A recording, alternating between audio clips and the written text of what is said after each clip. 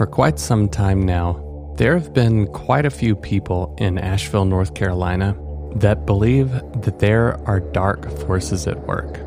High up on the mountain overlooking the city, some have entertained thoughts of groups of people wearing robes in a dimly lit castle, performing unspeakable acts in the name of a sacred deity, and some think to the devil himself. And there is a place that has long been the epicenter of that speculation. Highly guarded, shrouded in mystery, and at this point, only a few people in town have ever been there. So, is there really a chance that the elite in Asheville are actually part of some sort of organized occult faction that use rituals and summon dark entities to run this place the way they want? Well, on tonight's episode, we may finally unravel a mystery that has haunted Asheville for decades. And I'll tell you now, some of it is more real than you think.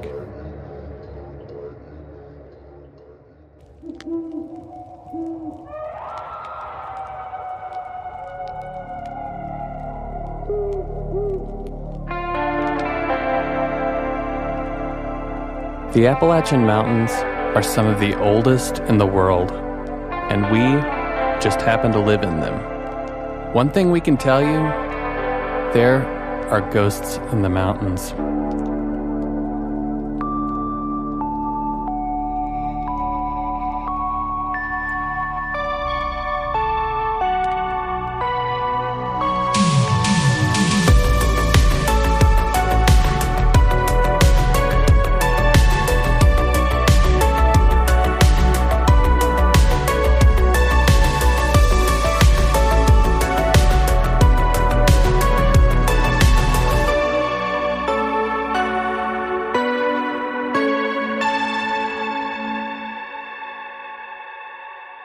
Good evening and welcome to another episode of the Ghosts in the Mountains podcast.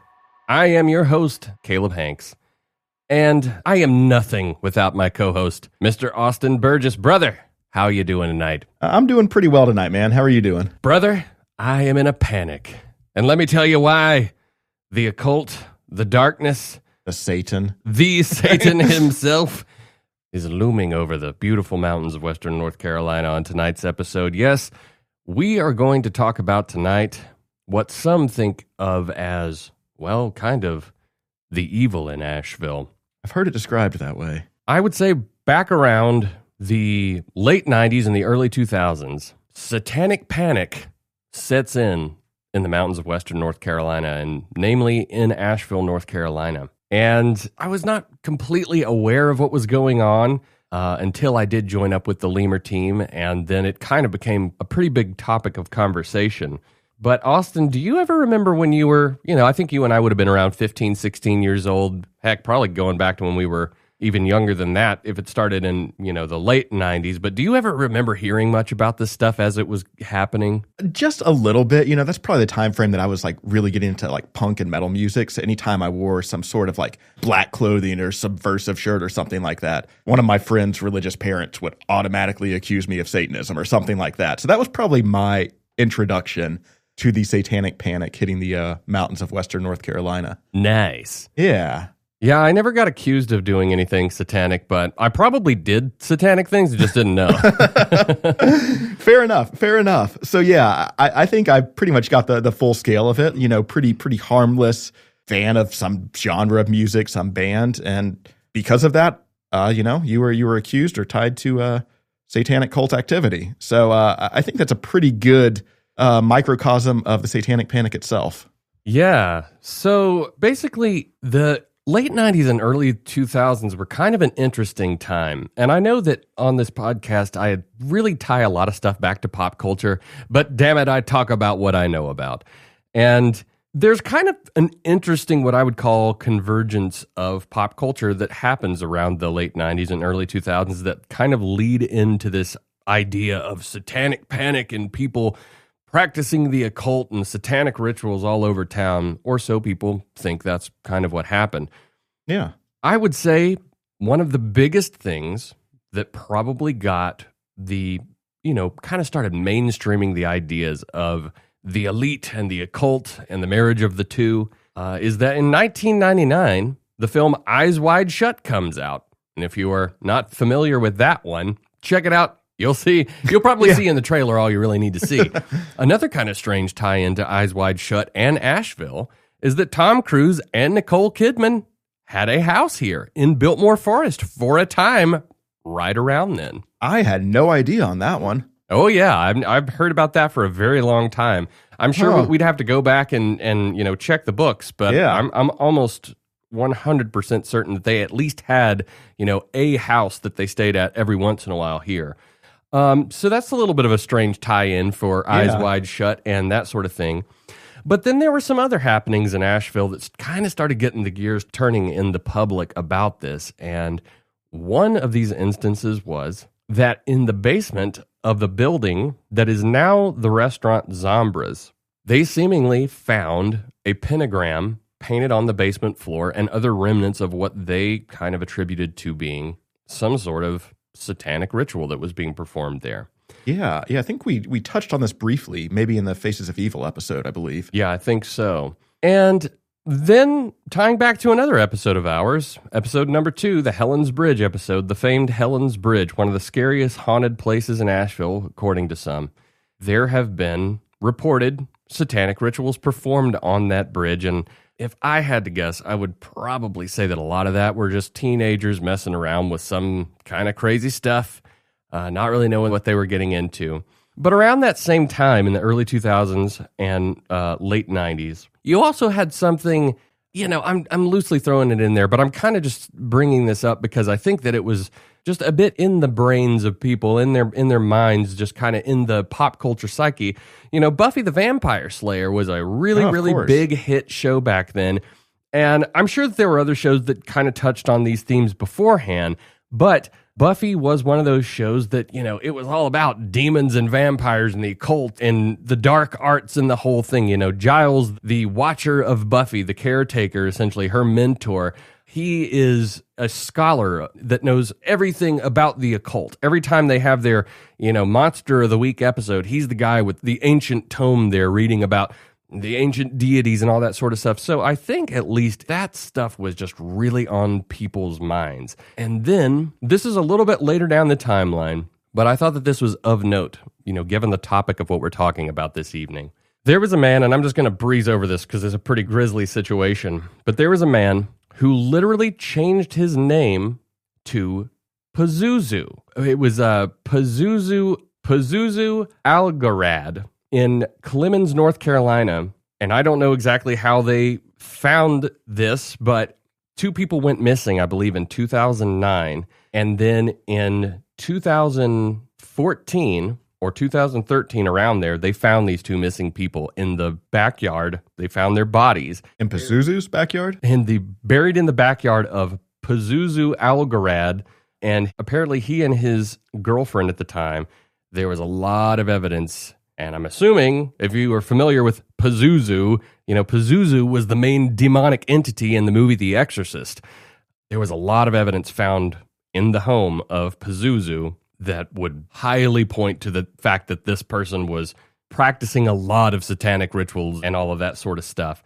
And not to go too far into the grim stuff, but later on, I think in the year 2015, just after he was arrested and put in prison for the murder of these 2 people, he took his own life in prison. So that is Clemens, North Carolina. That's kind of down near Winston-Salem. That isn't quite Asheville. It's about 2 hours away, you would say. Yeah, still a little bit on the western side of the state, I would say. Western North Carolina enough, Yeah, enough for sure. There's still some hills out there. And even though, that's further into, really, only less than 10 years after the Satanic Panic kind of takes place in Asheville. And that doesn't seem to me like something that is attributed to large-scale organized occult activity. That seems kind of like an individual that was very much off the deep end. Yeah, he was kind of taking the rituals into his own hands, it sounds like. Absolutely. But there has, for a very, very long time, been a place in Asheville that, as far as the public is concerned,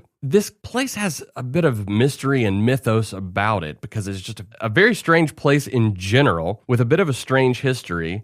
And this buzz kind of gets going around town that this is essentially the hub of where all the elite, organized occult and potentially satanic ritual is going on. Yeah, and these are pretty brutal rituals that people were discussing. Pretty sacrificial, take it for what you will, satanic rituals. Yes, and this ties back to our guy, E.W. Grove. And we are talking about nothing other than Seeley's Castle here in Asheville. Austin, dude, you're the deep diver. You are the scuba diver of all things strange in the world of Ghosts in the Mountains.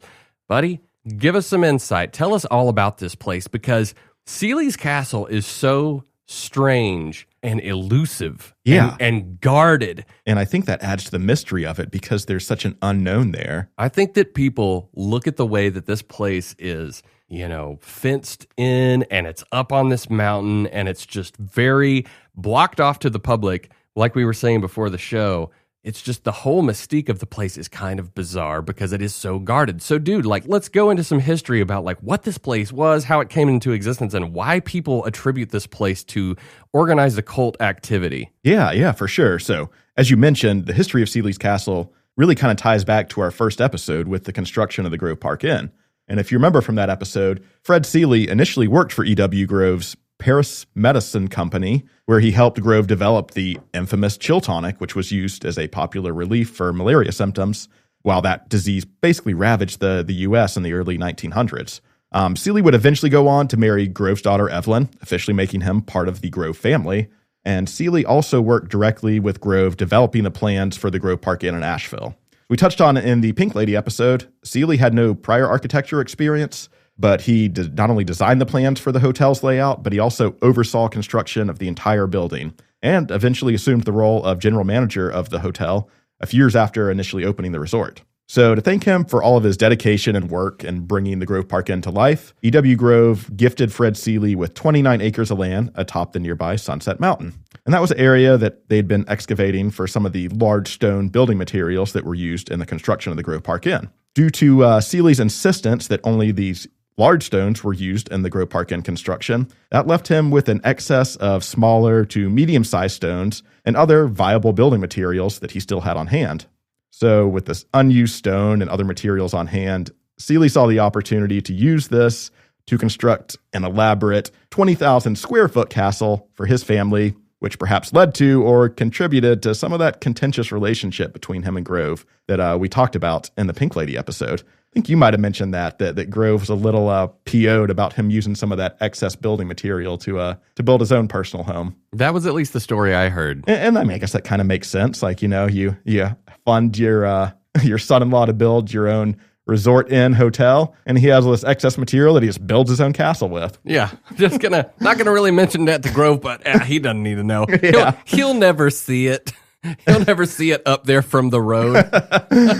So, inspired by the Ford Abbey, which was a medieval castle in England, Seeley began plans to basically replicate the design for his own castle. And he might have actually pulled some influence from John Brown's Zealandia Castle at the top of the nearby Bowcatcher Mountain, which we also kind of touched on in our Helen's Bridge episode. So, at the time, and I think currently, there are really only two castles in Asheville, the Zealandia Castle and Seeley's Castle. And quite honestly now, Zealandia isn't really its original castle-like form. So I think that one's kind of been more modernized. Yeah. So I think Seeley's Castle's probably the only standing castle in Asheville proper that I know of. Well, it's interesting. When you and I started talking about doing this episode, I will just say I actually have heard multiple stories from people where, musicians had gone and played these private parties out. Yeah. And this isn't Asheville proper. Some of this is around Silva and some of the other areas around there. But I have heard of very, very large castle-like residences or straight up just castles all throughout Western North Carolina where people have hired very, very well-known artists to go play.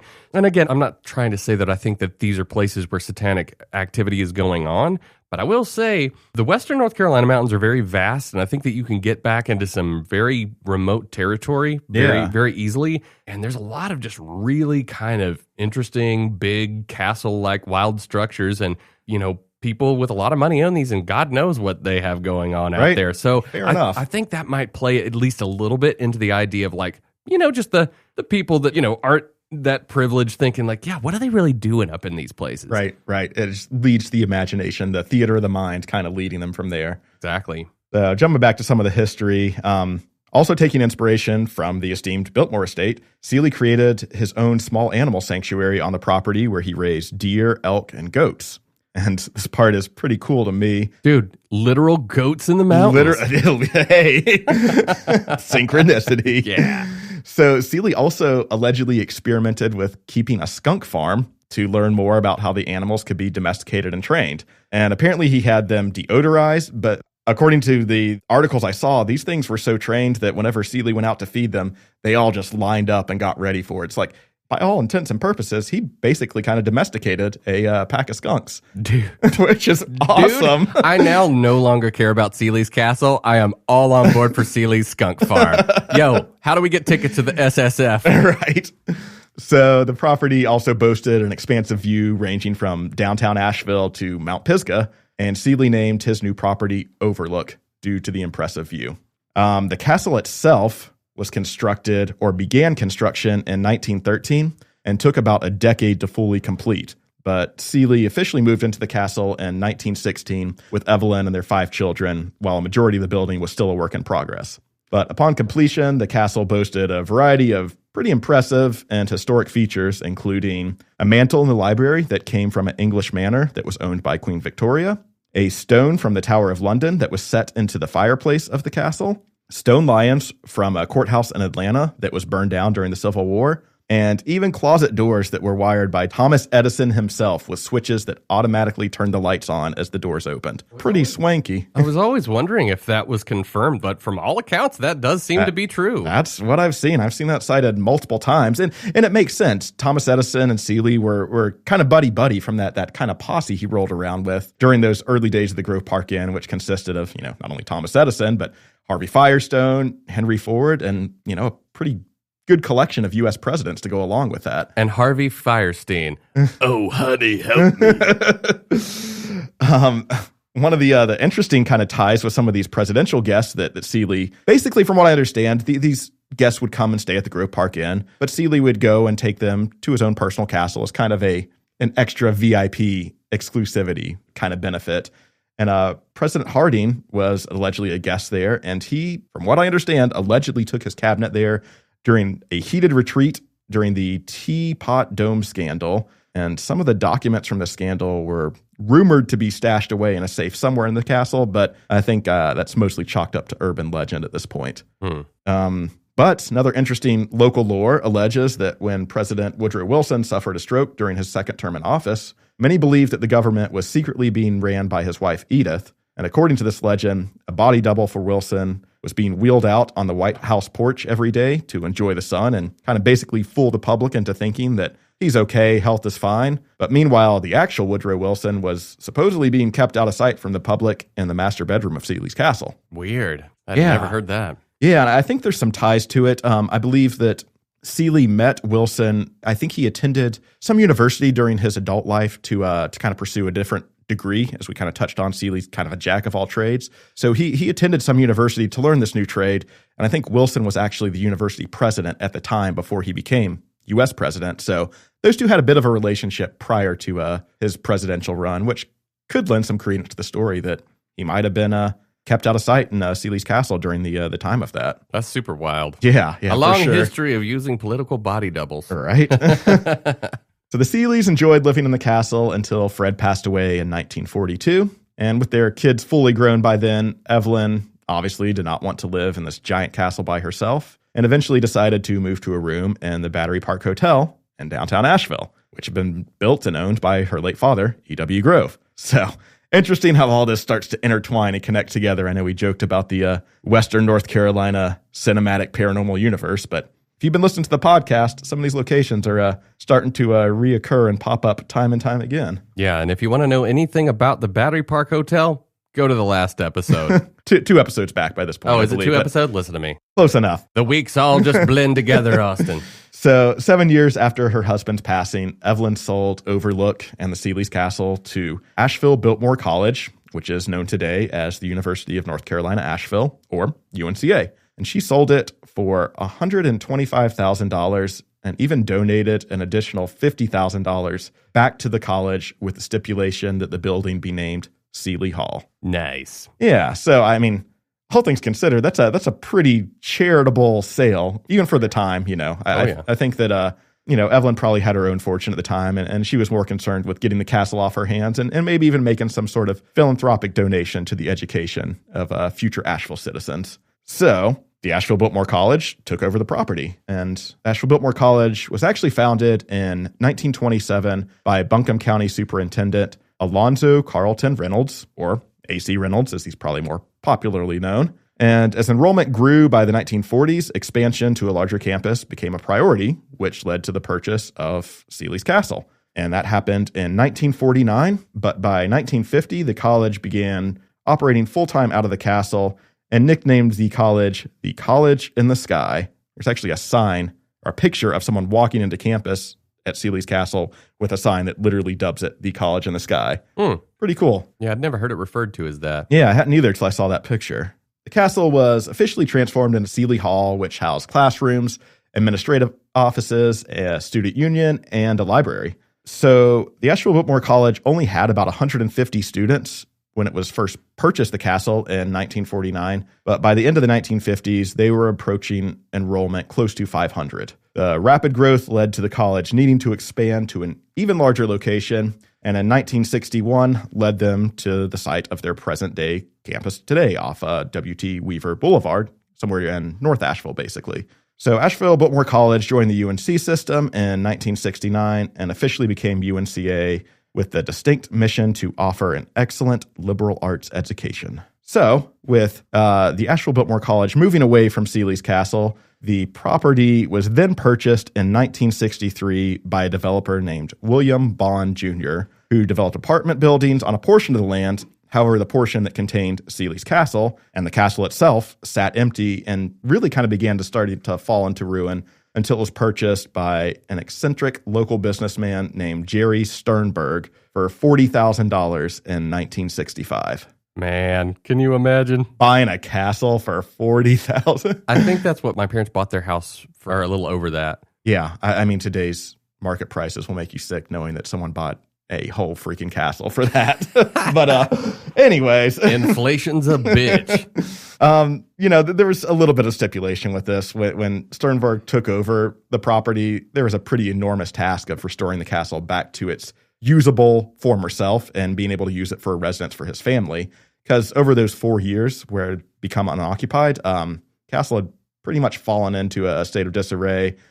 And really his first concern after purchasing the property was, to start restoring it. I think that from what he can gather, there was no fences at the time, no security measures. So there was nothing to stop curious onlookers for kind of wandering into the property. And he alleges that a lot of former students from the college were still going up and hosting parties in the castle, despite the university being moved kind of miles down the road at that point. Yeah, I had heard for at least, and maybe this is completely wrong, but I had heard for at least a brief period of time that it essentially kind of just stood empty for a while. Yeah. And that was kind of that was the place to go for a minute, to just get away from everybody, go up on the mountain, have a party in this big, crazy place. And maybe that's where some of these, alleged ritual activity kind of comes from. Who knows? I think there's a few different times where the castle sat vacant. But in order to start securing the property, Sternberg brought home a 100-pound German Shepherd named Wolf, who he used to guard the property. And the morning after Wolf's arrival, Sternberg found a trail of blood trailing from one of the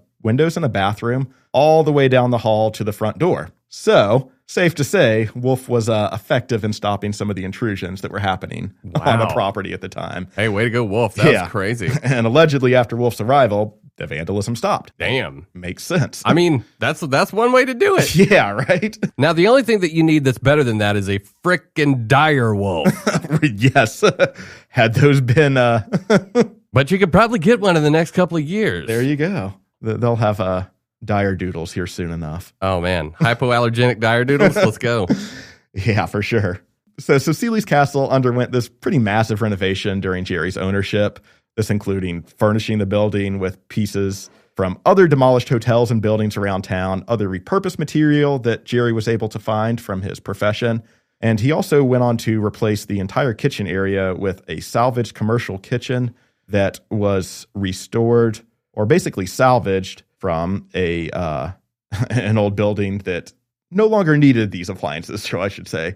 So he went on to restore the bedrooms and basically install measures to heat the entire castle. But despite these repairs, the Sternbergs still dealt with a leaky roof and really had trouble correctly heating or dialing in the temperature of the entire castle, which is understandable. No doubt, dude. I have trouble heating my own home, let alone that 20,000 square foot castle. You just got to pipe some natural gas up there. Yeah, right. But despite some of these minor setbacks, the Sternbergs still frequently opened their elaborate home for guests and were known for hosting numerous wild parties on the property, often during Halloween and in December.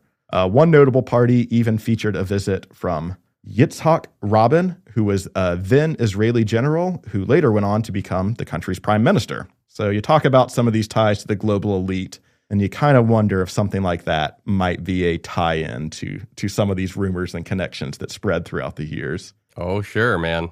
Interesting enough, Jerry was actually the first to also report any documented paranormal activity tied to Seeley's Castle, and this was in the form of a ghostly figure. Jerry recalled numerous occasions of sitting in the great room on a dark night and seeing an eerie, sylph-like wisp just travel throughout the room, never pausing and never threatening to anyone. His kids even nicknamed the entity Chippy and allegedly squealed with excitement whenever it made its presence known. Some believe that this is the lingering spirit of Fred Seeley himself, while others attribute this encounter to something more akin to something like the Fae, due to the sylph-like description that Jerry listed. But Jerry even acknowledged the possibility of this phenomena being caused by a light reflection from the nearby tunnel road. So who knows? Maybe he was just seeing something that couldn't really understand at the time, or maybe there was some sort of entity tied to the castle already. I do have to say, we did get a very interesting photograph from a listener that took a crazy picture of what I would potentially say is about the same thing. Something sylph-like, something Fae-like. Yeah, I thought the exact same thing, because allegedly, Seeley's Castle's right above the Grove Park Inn, the Grove Park itself, where that photo was taken. So that definitely popped to my mind as well. That's pretty wild. It's so funny because, maybe I'm getting my lore wrong, but is there not kind of this idea that the Fae are a little bit trickstery? Yeah, definitely. And then you have all this trickstery behavior that seems to happen in the lanes in the basement of the Grove Park Inn. Ooh, true. Kind of interesting. Anyway, I digress. Very much. Jerry owned Seeley's Castle for the next decade until some financial changes in his life would lead him to put the property on the market in 1977. And unfortunately, Jerry also had a difficult time finding a buyer for the property and eventually just decided it would be best for him to donate the property and use it as a tax write-off as opposed to actually find a buyer for this castle. So in turn, he donated the property to Christian Books Unlimited for the tax write-off. And 2 employees of Christian Books Unlimited dreamed of using this castle to start their own ministry practice, which brings us to the Overlook Christian Ministries, which was started by Vic and Patsy Kazizi, who were 2 employees of the Christian Books Unlimited, who purchased Seeley's Castle and the Overlook property from their employer, who had, recently acquired it through the charitable donation. Overlook Ministries published a book called A Castle in the Kingdom, a story of the miraculous power of the Holy Spirit at work today. And that documented their chapter living in and using Seeley's Castle for their ministry practice. The ministry was known for encouraging participants to speak in tongues during church service. And that's pretty noteworthy to me. I'm not super familiar with this. It's something, I have a surface level knowledge of, but if it's something you're not super familiar with and you were to overhear that, I think it would be pretty jarring, pretty alarming for people that might not know what's going on at the time. Oh, I totally agree. Overlook Christian Ministries also had the property added to the National Register of Historic Places in 1981 before disbanding and having to sell the property in 1983. So with Seeley's Castle and the Overlook property back on the market, CEO of local clothing retailer Bonworth, Lauren Wells, and his wife Keela saw the opportunity to purchase the property in 1983. You want to know something kind of interesting about Bonworth? Yeah. The most famous billboard that you would see when you were coming down the mountain, typically headed towards Old Fort out of Asheville, there used to be for years a giant Bonworth image that was this blonde lady that she was like kind of laying on her side. my dad took that photo. Oh, nice. And oddly enough, my dad is the only person that I know that has ever been inside Sealy's castle. Oh, cool. Because, and this was, I don't know that it was, I mean, maybe this was related with Baumworth. We'll get the Padre to confirm this later on. But he did a photo shoot up in Sealy's castle one day.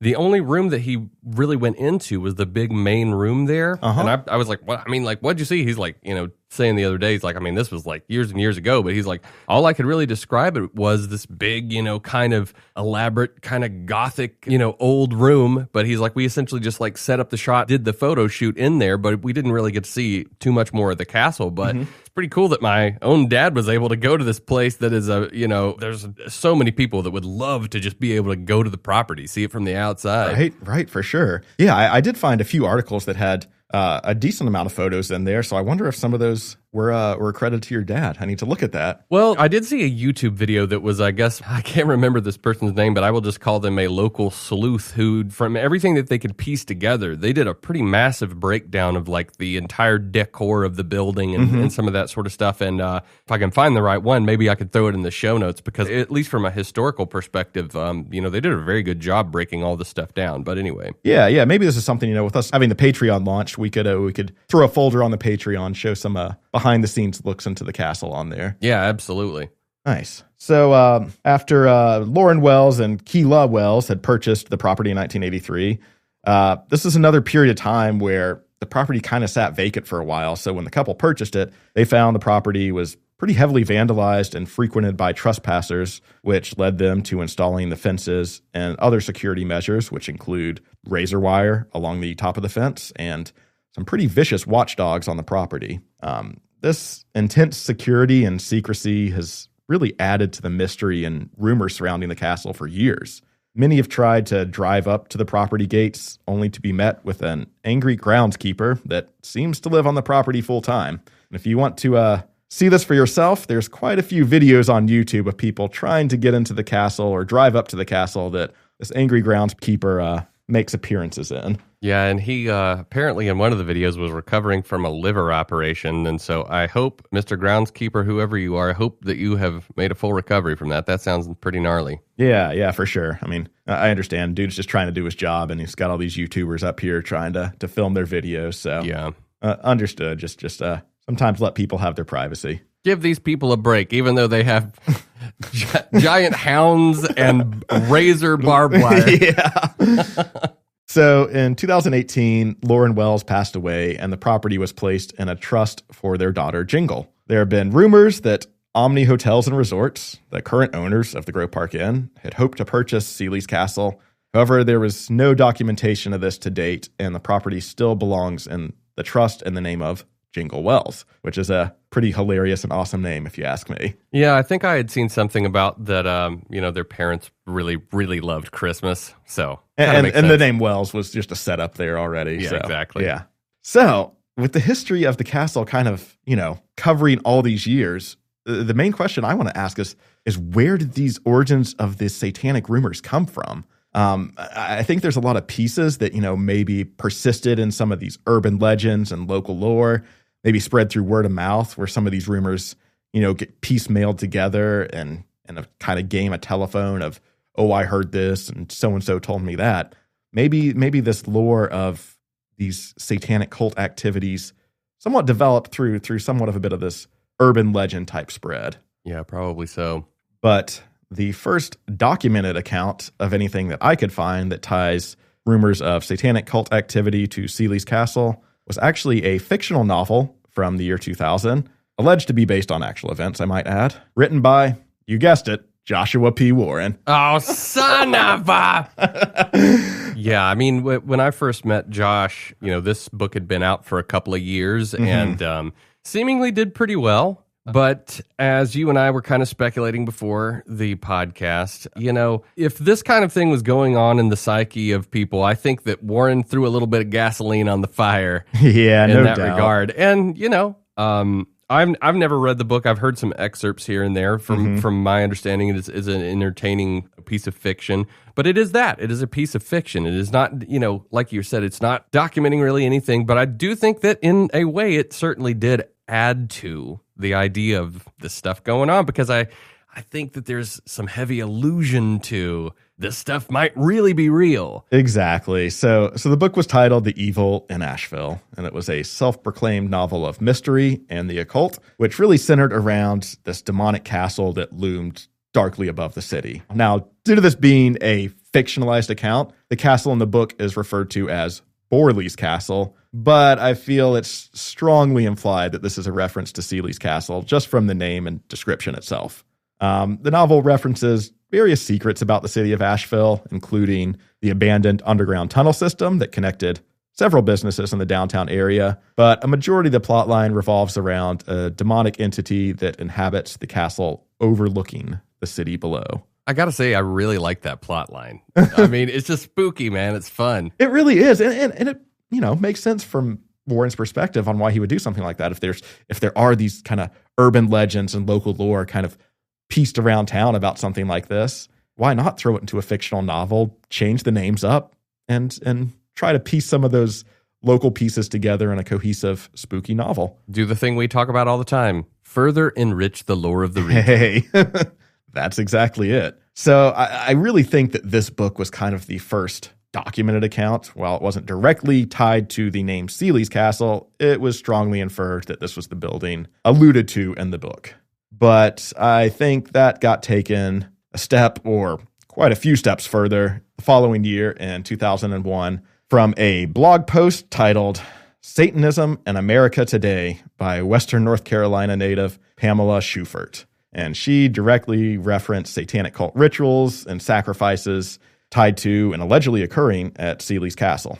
Now, I'm going to say, personally, I think this blog post reads kind of like a, schizophrenic woman attempting to provoke fear around the idea of Satanism and things that she doesn't fully understand but still perceives them as evil, in my opinion. Yeah, I think the thing reads pretty batshit myself. Okay, cool. I was trying to beat around the bush and, not say that, but yes, it is pretty batshit. She uses the words satanic, occult, pagan, Illuminati, and cult in general, all as synonyms to describe the activity that allegedly occurs at Seeley's Castle. Now, I will throw out there, there is a very healthy pagan community here in Asheville. Yeah. It is not like paganism, I think, gets lumped into a lot of the quote-unquote nefarious occult activity.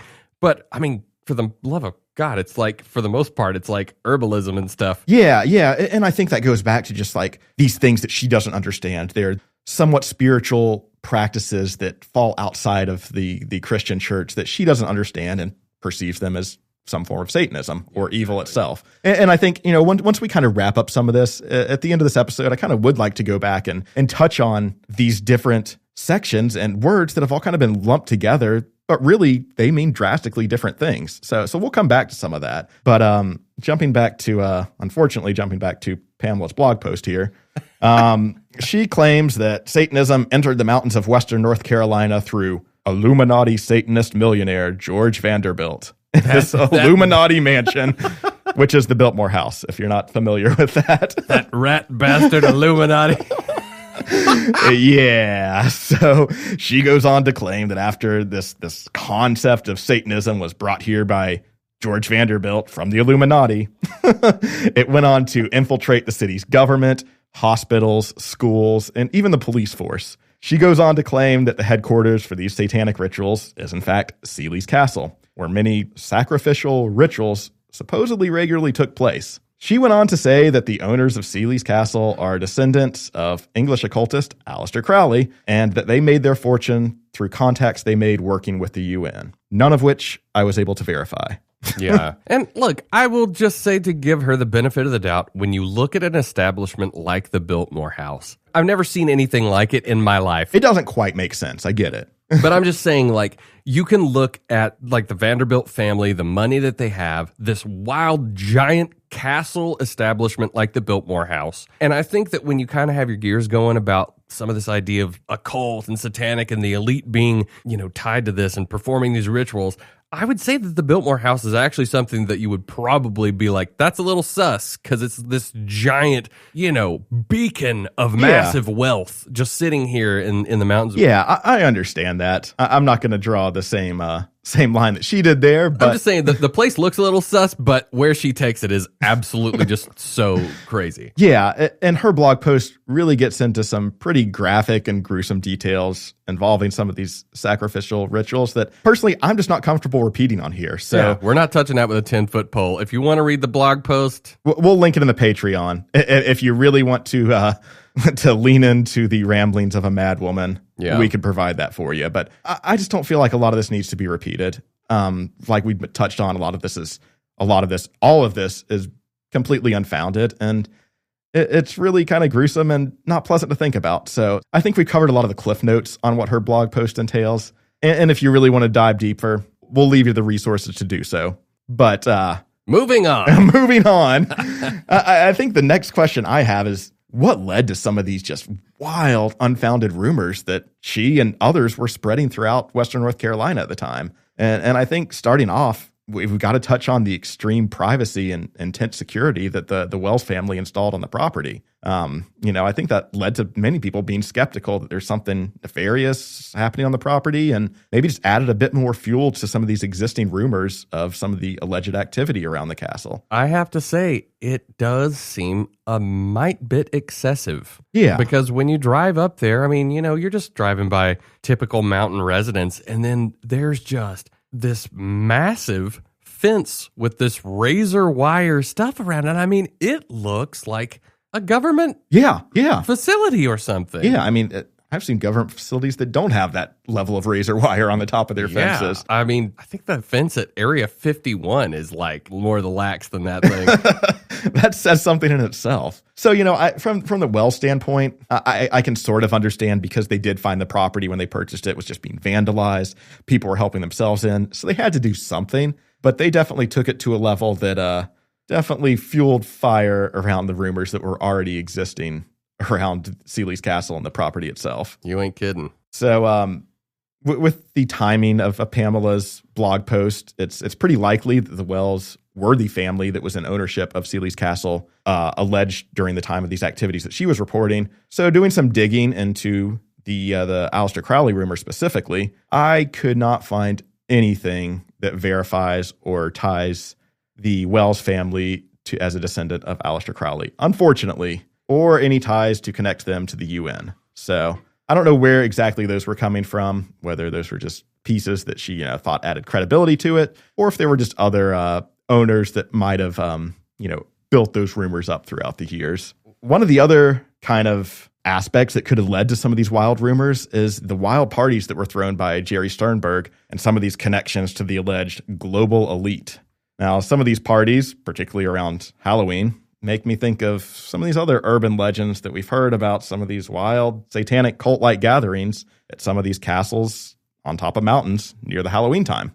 Yep. And I think that, there's some pretty darker rumors and stories tied to that. But the fact that Jerry was throwing his own pretty elaborate, pretty wild parties during the Halloween weekend, or Halloween holiday, I should say, probably continued to at least justify those rumors to some of the people that have heard them throughout the years. I will just say briefly, I have heard some, what I will just refer to as whoppers of stories that are all about this stuff. And I kind of think they're bullshit, but I have heard some stories about this very thing that we're talking about. An entity whom I think was probably more than likely mentally disturbed was describing being a part of some stuff like this. But that's all I'm really going to say, because, again, I don't feel like it's really worth talking about. However, kind of interesting that at least there's this other little dot on the big mind node of this stuff where it's like, okay, maybe they were telling the truth. Probably not, but I don't know. You could at least kind of draw the thread of where some of these stories that you and I have heard might have come from. Yeah, and also just like, a furtherance of this was kind of the mindset of things that people were talking about at one point in this town. Yeah, for sure. One of the other aspects of Jerry's ownership that could tie him to some of these rumors was his connection and relationships with some of people that could be perceived as the quote-unquote global elite, such as his relationship with Israeli Prime Minister Rabin. I think it's Rabin. We'll go with that. And that could have led to some of these connections to the UN or other global elite entities. Might be Rabin. Rabin. There's Rabin, Georgia. Yeah, we'll call it Rabin. I think that works. Yeah. So Pamela's blog post was published not too long after someone who I'm not going to mention exactly what he does, but he snuck a camera into an area known as Bohemian Grove and was able to photograph or film this really strange ritual that occurred in front of an owl statue on the property. And interestingly enough, it involved some pretty well-known government and world leaders, which kind of furthered and led to a ton of these conspiracy theories about the global elite being involved in some sort of secret society with ritualistic practices. Yeah, and you said that this leaked on the internet in the year 2000? In 2000, correct. Yeah, well. So her blog post came out a year after, so. There you go. You know, you'd like to think that's enough time for her to not only absorb that message, but kind of just completely buy into it and try to find ways that she could further, prove this existence of a ritualistic secret society in her own backyard. Sure, yeah. Yeah, at least in my opinion. That's the common thread that I see between the two. But again, one of these other owners could have continued to further those rumors, being the Overlook Christian Ministry and their services that were allegedly held in and basically encourage participants to speak along or chant along in tongues with them. So as I mentioned, I'm not super familiar with this practice, but I know that there are certain denominations that this is fairly standard and within Christianity. Do you know much about speaking in tongues itself? The only context in which I understand that the speaking of tongues stuff typically happens is in some of the what are described as more evangelical religions. And, my dad for years was an Episcopalian priest, and that is, at least in practice, from what I understand, a little bit more kind of like an offshoot of the kind of Roman Catholic thing. You've got the thurable, you've got the chalice, you've got the traditional, ceremonial, I would say, religious service, of which I have my own beliefs about the universe. But I have to say, I always just appreciated the artistic setup of that, because I think churches in general, I don't agree with everything that, religion in its many different forms embodies, but I do agree with just love for all living things. And that's basically where I'm at with it. But I do kind of love the architectural aspect of churches. Unfortunately, the cathedral down there right across from the entrance to Biltmore got just flooded. They said the pews were floating. But if you've ever been in that place, oh my gosh, dude, just talk about just an architectural marvel. Yeah. Sorry, I just went on my own little tangent there. But No, you're good. But no speaking in tongues in any of the churches I've been in. But I think it's safe to say that if you were traveling by somewhere and you did hear this congregation of people chanting in tongues in unison, I think it's kind of easy to see how that could be mistaken for something satanic or demonic in origin. Oh, absolutely. I mean, it just sounds... it's like when you have people in church that are all singing in the choir together, that's just like a moving thing when you hear that many voices. So kind of when you put it on the other side, when you flip it on its head, and it's like, it's all these people that are like making these weird sounds. It's not a language that I understand.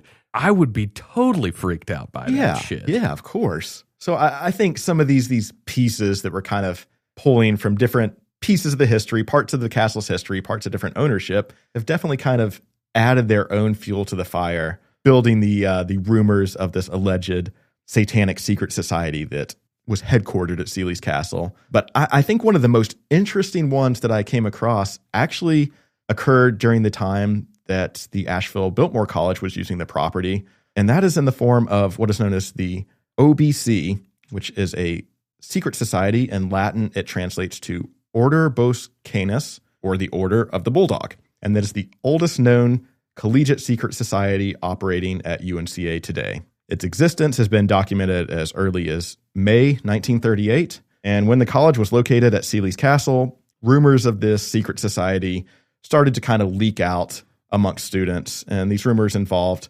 students that allegedly met wearing robes and performed rituals. And there was some tie-in to Civil War artifacts that began to spread. The significance of the artifacts is kind of unclear to me or anyone that's researched this, but the group was definitely well known to hold secret meetings in the lowest rooms of the castle, beginning a tradition of underground meetings that's still rumored to persist within the organization to this day. The original purpose of this group was believed to have been to turn the college into a public liberal arts college, a goal that was achieved in 1992. Indeed. And the society has been associated with projects aimed to improve the university, such as keeping it afloat during the Great Depression, funding construction of bomb shelters during the Cold War, and just various donations towards new constructions throughout the campus. Our membership to the society has never been revealed, and its initiates take a pledge to maintain secrecy. It is rumored that the society has ties to the administration and the board of trustees of UNCA, as well as the current owners of Seeley's Castle. The society is also alleged to have ties to the North Carolina state government. According to one inactive member, ceremonies involved wearing robes and lighting candles. But past that, there was nothing satanic about the meeting topics or intentions. It seemed the OBC had more in common with some of these other collegiate secret societies, such as the infamous Skull and Bones of Yale, which I think a lot of people are at least familiar with. George W. Bush was allegedly a member of that, and I think that kind of brought the existence of that secret society and maybe collegiate secret societies into a bit of a mainstream understanding more so. But a lot of people consider these secret societies to be a little bit more adjacent to some of these secret societies of the occult, such as the OTO that Aleister Crowley was instrumental in forming, and our friend Alan Greenfield is actually a former member of. Old Spider Rainbow. I can imagine George W. was like, I thought it was some sort of archaeology club. Yeah, right. They said it was Skull and Bones. So the connection to these cult-based secret societies was not based on anything sort of magical and spiritual in a sense, but it was more to do with the exclusive secret clubs of college students, borrowing from some of the occult symbolism and some of these ritual themes that were common in occult practices.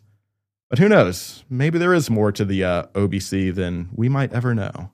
Well, we'll have to do a follow-up episode with old Alan Greenfield. See if he knows. He has no bones about dishing out the secrets of that stuff. For sure. Which I think brings us to a good time to clear some things up, because as we've mentioned, we've noticed that in the world of the paranormal, conspiracy, and mystery in general, a lot of these terms kind of get lumped together or used interchangeably when really they shouldn't be. So I'd like to use this last kind of segment to break down a few things that people often confuse, and that is the occult, Satanism, paganism, the Illuminati, and cults in general. 5 very different things, but they all tend to get thrown together in the same spooky basket. So starting off with the occult, which is a pretty common one, and I think it's probably the most commonly misunderstood term in this set of things, because so many people use it synonymously with cult activity in general, and it's often tied to satanic cult activity. But really, occult just means hidden or secret knowledge. We mentioned it's more about exploring some of this ancient mysticism or mystical or spiritual aspects of the universe that really aren't a part of mainstream religion. So some of the practices of the occult include things like alchemy, astrology, tarot, ceremonial magic, and other just general esoteric philosophies. So when you hear occult, think of hidden wisdom, not necessarily evil. Personally, I think of Alan Greenfield. And if you have any any questions on how spooky or satanic that guy is, you could go back and listen to episode 9 to hear what he has to say. I find Dr. Greenfield, frankly, lovely. Oh, he's just wonderful, man. He's just a sweet man that wants to share his wisdom. And he's also just, God, he knows something about everything. He really does. And I love the fact that he just unapologetically leans into the mystical side of it. It's just like there's not a lot, when you spend a lot of time just boring into the science stuff, it's like, God, sometimes I want somebody to tell me it's goblins. Right. And I think that's what's so interesting is there's even more so that's, it's persisted probably since the 60s, 70s, but probably become more mainstream tied to today is there's a pretty common connection between the occult and some of this UFO topic that's been going around. And I think that, Greenfield was probably a big proponent of that, leading that up at the time, kind of linking the two together. I believe it's in the cards that we're going to have to do something alien soon. I think it's building for sure. We've teased some unexplained phenomena episodes, but I don't think we've done a full UFO episode. But it's gonna happen, fam. It's coming. So jumping back to some of these misunderstood topics, next one is Satanism in general, and I think this is where it does get a little tricky, because there are 2 main types of Satanism. The first one is known as LaVeyan Satanism, which was founded in 1960 by Anton LaVey. Yeah, LaVey. He was the starter of the whole Church of Satan. Exactly. And this is pretty tongue-in-cheek because Satanism, in this regard, is basically just atheism with rituals. It's more about kind of rebellion, individualism, and theatrical flair than it is worshiping an actual devil. And I think that ties back to the whole, belief in Satan would also imply belief in Christianity. So I think that this form of Satanism is definitely a little bit more tongue-in-cheek than the evil ritualistic Satanism that so many people think of when they hear the term. Yeah, my interpretation of the Church of Satan was always that it was just an exclusivity club that was formed by people that didn't want to be bothered by a bunch of other outside influence. Exactly, and I think the organization itself still does some pretty philanthropic endeavors, so it's kind of amusing, just the irony of that in itself. Yeah, my understanding was that they used Satan and pagan symbolism to essentially keep people out of what they were trying to do, essentially like a big, scary keep out sign. Yeah, that makes sense. But on the other side of that coin, there is theistic Satanism, which is the rare form, but that's the one that you definitely hear people satanic panicking about. It does involve belief and worship of a literal Satan. But that's a whole different rabbit hole. And it's not quite as widespread as some of these horror movies or Pamela might want you to think.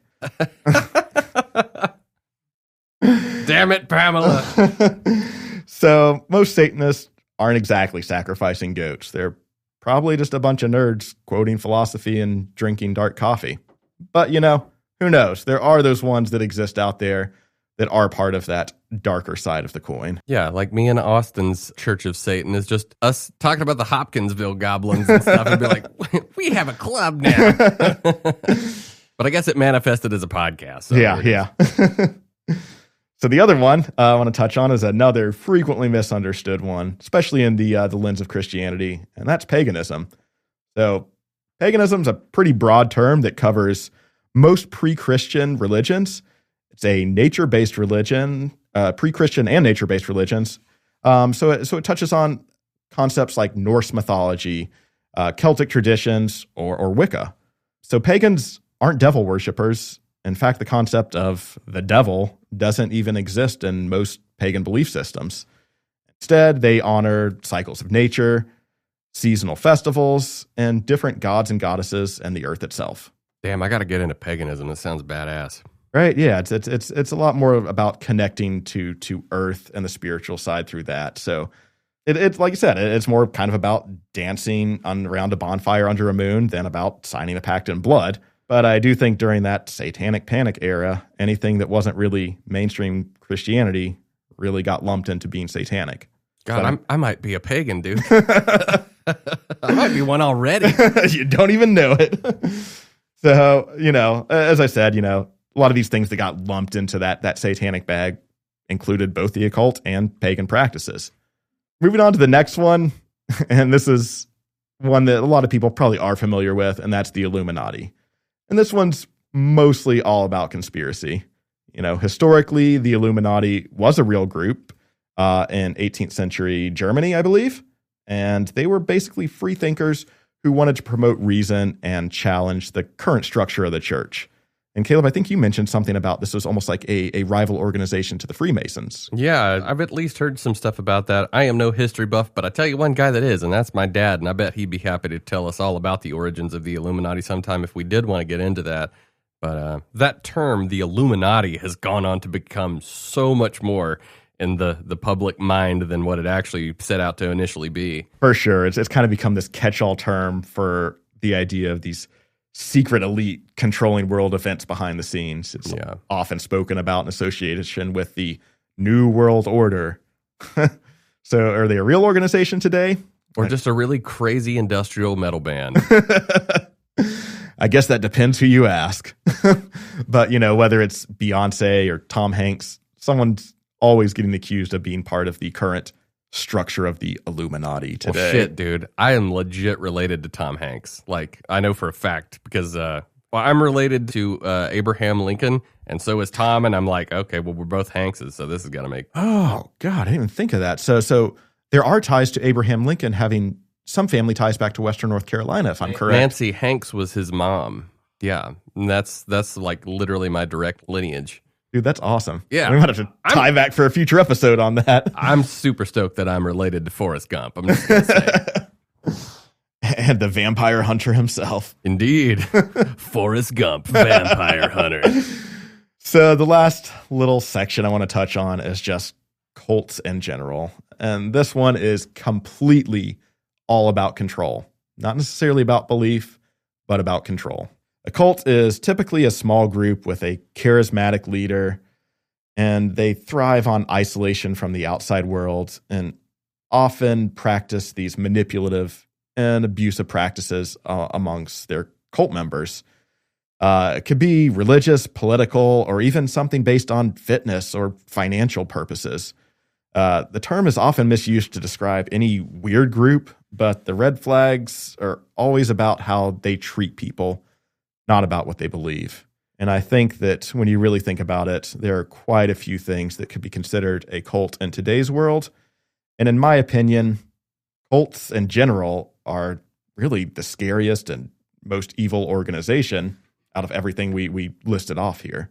Oh, you ain't kidding, man. I've seen a couple of those documentaries about people that are like, I survived a cult and all that kind of stuff. And, yeah. Oh, it's just control. I mean, there's plenty of organizations where it's all about control and controlling other people. That is, oh my God. The whole thing just makes me physically ill. Yeah. If you want an insight to some of the cult practices and lifestyle, there's a documentary on Netflix about the Love Is One cult, which actually was headquartered in Crestone, Colorado, and the San Luis Valley where I grew up. So it's pretty disturbing. It's pretty eye-opening, and it really opened my mind to just how crazy and manipulative some of these cult organizations are. And I do think, I'd be remiss to say there isn't a bit of crossover between some satanic cult activities that does happen. But for the most part, Satanism itself isn't exclusively tied to the concept of a cult. Yeah, sure. It's all branding at the end of the day, I guess. Yeah, right. So I think that pretty much wraps up everything I had within my research. I think it's important to distinguish between some of these different keywords and topics, organizations and groups, because some of these unfairly do get lumped into this big basket of spooky satanic activity when it necessarily isn't the case. Buddy, like every episode, you knock this thing out of the park like a drunken Babe Ruth over at the Battery Park Inn who literally had to be like carried into his room and all that stuff. We mentioned that 2 episodes ago about Babe Ruth staying at the Battery Park Hotel, but I found a little blurb about later on like how drunk he actually got here in town. Yeah. And it is hysterical. But buddy, you destroyed that in the best way. I think it's so important that we do look at these different organizations and be like, this is not all the same thing. Exactly. Especially like you're saying, it's like, paganism gets lumped into that, and paganism is like the most, free spirit, earth loving kind of thing. It has nothing to do with this like crazy, satanic panic thing that occurred here in town. But man, as always, your historic breakdown was incredibly educational. I love thinking about this stuff because this has been, even in my mind, and I think in your mind over the last, how many ever, 20 years, 15 years of, what is going on with that place? Exactly. What are the ties to these, wealthy entities that have owned this place and this weird stuff you kind of hear through the grapevine? And I appreciate the fact that now I definitely feel like I have a hell of a lot more of a grasp on the concept than I did walking into this thing. Yeah, for sure. And I do think it's kind of what we mentioned. You get these bits and pieces that people be like, that's a little weird what's going on up there. And you see how the narrative kind of lumped together over time with all these different aspects of it. But, in my personal opinion, it definitely sparked my interest on the OBC, the Order of the Bulldog itself, just knowing that some form of a secret society has existed and currently does exist. in Asheville and the UNCA system. Yeah, albeit seemingly nothing harmful. Yeah, pretty harmless, pretty fun from what I gather. Yeah, just, it's silly. I've joked around with friends for years about the whole, oh, dude, we should get robes and just totally like be silly and do this just to be funny. Because, I love a good joke. And heck, even maybe as soon as last night, I might have been involved in something like that. If Pamela had been in the audience, there would have been a whole new blog post last night. Yes, my brother Micah Hanks and I may have, pulled a bit of a joke with our new, what I would call classic rock cover band known as Beardicus, like Spartacus, but with a beard. And, it's kind of funny that we end up doing this episode after this because you might find some images on YouTube of us pulling a little gag with some robes and all that sort of stuff. But maybe we'll throw that in the Patreon folder too. Yeah, I think we should. But yeah, man, if that's what you got, let's bring this sucker to a close. Bring it home. All right. Well, buddy, when I think about still, even after everything that was brought to light with this breakdown of the idea of the satanic panic and the elite occult that have been secretly running this town since the God knows when, the dawn of time. Since George Vanderbilt himself came. Since that bastard George Vanderbilt came and started all of his Illuminati seeding into our culture.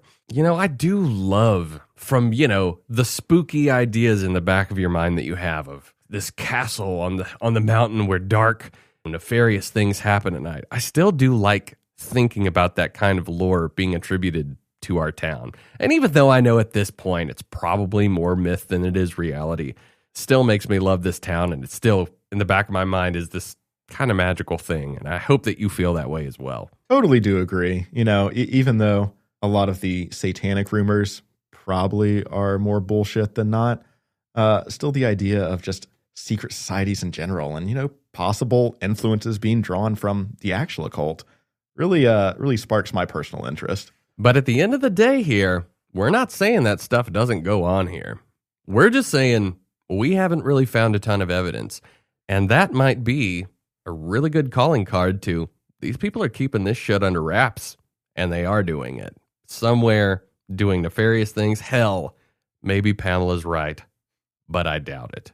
But all that being said, thank you so much for listening. We now have the subscriber area at ghostinthemountains.com. We have put ads on the episodes because we want to monetize this, but we offer for a small price, the ability to have the ad-free version. So if you want to check out any of that, please head over to ghostinthemountains.com. And we do plan to throw, multiple different things on the Patreon. And we do want to show you guys a little bit of the behind the scenes of kind of what it is that we do. We are planning, and I was telling Austin a little bit about this. We have not just the paranormal investigation of the Lake Lure Inn planned for later on this year, but we might actually have paranormal investigation that might tie a little bit kind of into the subject matter of this particular episode. I don't know if it's going to come through, but if it doesn't, I'll tell you what it was going to be. And if it does, we're going to have a lot of information about it. And we will be putting all of that most likely on our YouTube channel for free, but then we will also be doing some behind the scenes stuff that is going to be exclusive to our Patreon supporters. So once again, we cannot thank the people that like this podcast enough for listening. And for the few out there that don't, sorry, there's a lot of other podcasts that you can listen to.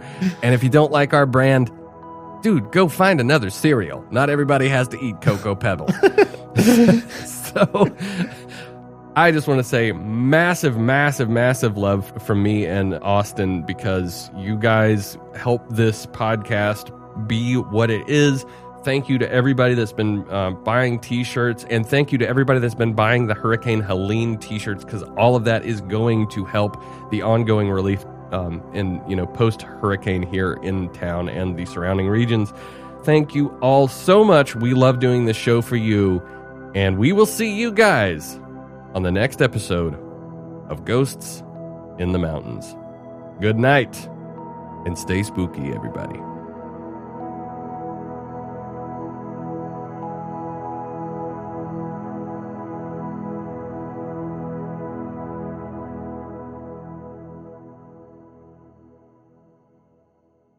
What do I do, Lord? Destroy the child.